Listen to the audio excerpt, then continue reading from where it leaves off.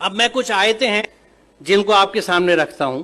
یہ گیلیکسی ہے ہماری, یہ لیٹرل ویو ہے, یہ ٹاپ ویو ہے ملکی وے گیلیکسی جس کا حصہ ہے ہمارا سولر سسٹم. یہ اس کا اسکیچ ہے, ایگزیکٹ پکچر نہیں ہے. اس گیلیکسی کے اگر آپ ڈائمینشنز دیکھیں تو ایک بازو سے دوسرے بازو 1,00,000 نوری سال یعنی 1,00,000 لائٹ ایئرس کا ڈفرینس ہے, ڈسٹینس ہے اس حصے سے اس بازو تک. لائٹ ایئر کیا ہے؟ روشنی 1 سیکنڈ میں تقریباً 1,86,000 میل یا 3,00,000 کلومیٹر چلتی ہے 1 سیکنڈ میں. اس کو 60 سے ملٹیپلائی کیجئے, 1 منٹ میں روشنی کتنا چلی, پھر 60 سے ملٹیپلائی کیجئے 1 گھنٹے میں کتنا چلی. یہاں تک آتے زیادہ تر آپ کے کیلکولیٹرز کمپیوٹرز فیل ہونے لگیں گے کیونکہ فگرز بہت اونچی چلی گئی. اب آپ اس کو 1 گھنٹے میں آپ نے ٹائم نکال لیا کہ 1 گھنٹے میں روشنی نے کتنا سفر طے کیا, اس کو 24 سے ضرب دیجئے تو 1 دن میں روشنی کتنی چلی, پھر 30 سے ضرب دیجئے 1 مہینے میں کتنی چلی, پھر 12 سے ضرب دیجئے تو 1 سال میں کتنی چلی. It will be N astronomical figure. 1 سال میں روشنی جتنا فاصلہ طے کرتی ہے, جتنا ڈسٹینس کور کرتی ہے, اس کو 1 لائٹ ایئر یا 1 نوری سال کہا جاتا ہے. تو یہ کتنا فاصلہ ہوگا آپ اندازہ لگائیے. اور صرف اس گیلیکسی کے اس کہکشاں کے, یہ ملکی وے جو دودھیا کہکشاں ہے, اس کے ایک بازو سے دوسرے بازو آنے کے لیے آپ کو 1,00,000 لائٹ ایئرس چاہیے. یعنی روشنی کی رفتار سے اگر آپ چلیں تو 1,00,000 سال میں اس بازو سے اس بازو تک پہنچیں گے. یہاں عظمت کا احساس ہوتا ہے اللہ تعالیٰ کی. اور یہ ملکی وے جو ایک گیلیکسی ہے, یہ ایسی ایک گیلیکسی نہیں ہے بلکہ there are millions and millions of these galaxies پوری کائنات میں. اور ان گیلیکسیز میں ہے کیا صاحب؟ ستارے جن کی ڈفرینٹ لائف سائیکلز ہیں اگر آپ اسٹارز کی پڑھیں, یا پلینٹس جو ان کے چاروں طرف گھوم رہے ہیں. سب سے بڑا سوال یہ آتا ہے کہ یہ رکے ہوئے کیسے ہیں؟ رات میں جو آسمان ہمیں اتنا اچھا دکھتا ہے, اس میں تارے نظر آ رہے ہیں, چاند نظر آ رہا ہے, یہ رکے ہوئے کیسے؟ What is holding them? وہ کیا چیز ہے, وہ کون سے قوتیں ہیں؟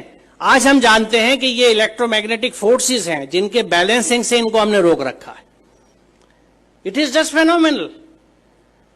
آپ یہ سمجھیے کہ میگنیٹک فورس کو کنٹرول کرنے کے لیے اس وقت ہمارے پاس جو سب سے اچھی ایگزامپل ہے, ادھارن ہے, وہ میگلیو ٹرین کا ہے کہ میگنیٹک لیویٹیشن سے ریل کی پٹری سے 6 انچ اوپر ٹرین رن کرتی ہے جس کو میگلیو ٹرین کہتے ہیں.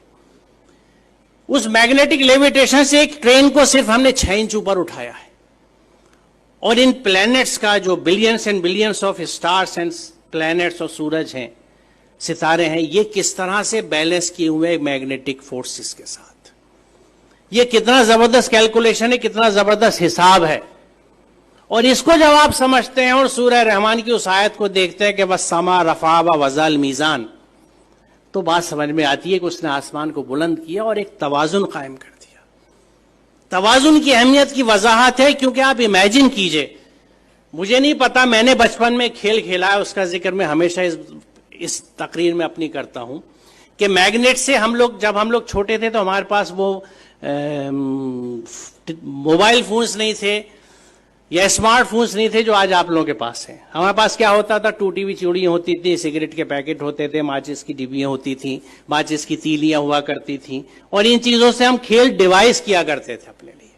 تو میگنیٹ سے ہم جو ایک کھیل ڈیوائس کرتے تھے, اور وہ گھر سے جلدی سے کسی طرح جب امی کی نظر بچتی تھی سوئی اٹھا لاتے تھے یا آل پن لے لیتے تھے ابا کے ڈراز میں سے کہ کاغذ کے اوپر پن رکھی اور نیچے میگنیٹ رکھ کے اس کو گھمانا شروع کیا تو اوپر سے وہ سوئی گھومتی تھی. اب اس سوئی کو اگر آپ بیچ میں رکھ کے دونوں سائڈ میگنیٹ رکھ لیں تو جدھر میگنیٹ کا فورس زیادہ ہوگا سوئی ادھر بھاگے گی. ایک اسٹیج ایسی آئے گی کہ سوئی بیچ میں کانپتی سی رہے گی, نہ ادھر جا سکتی ہے نہ ادھر, کیونکہ یہاں پہ دونوں فورسز ایک دوسرے کو نیوٹرلائز کر رہے ہیں. ادھر کی مقناطیس کی طاقت, ادھر کی مقناطیس کی طاقت ایک دوسرے کو نیوٹرلائز کر رہی ہے, نلیفائی کر رہی ہے. وہ سوئی بیچ میں ٹریپڈ ہے. اب آپ اسے امیجن کیجئے کہ اگر آپ ایسے ہی 2 میگنیٹ اوپر نیچے رکھ لیں اور اس کاغذ کو نکال دیں تو 4 میگنیٹ کے بیچ میں ہینگ کر جائے گی نیڈل. بڑی محنت کرنی پڑے گی اس کو بیچ میں ہینگ کرنے کے لیے, ایک سوئی کو. اب امیجن کیجئے اس یونیورس کو جس میں کتنے millions and billions of planets اسی میگنیٹک فورسز کے انٹرپلے کی وجہ سے, ایک بیلنس کی وجہ سے ہینگ کر رہے ہیں.